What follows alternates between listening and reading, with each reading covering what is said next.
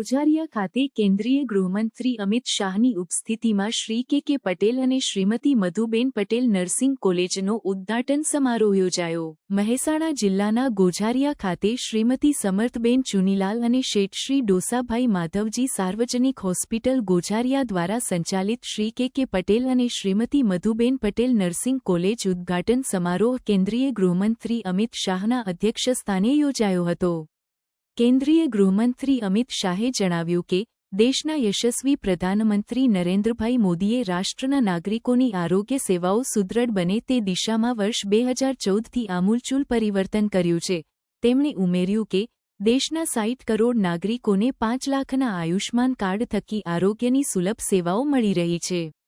કેન્દ્રીય ગૃહમંત્રી અમિત શાહે જણાવ્યું કે Poshan Abhiyan, Swachh Bharat mission, fit India movement, Har Ghar Jal, ઘર ઘર શૌચાલય, મિશન ઇન્દ્રધનુષ, આયુષ્યમાન ભારત જેવી અનેકવિધ યોજનાઓનો લાભ છેવાડાના નાગરિકોને મળી રહ્યો છે।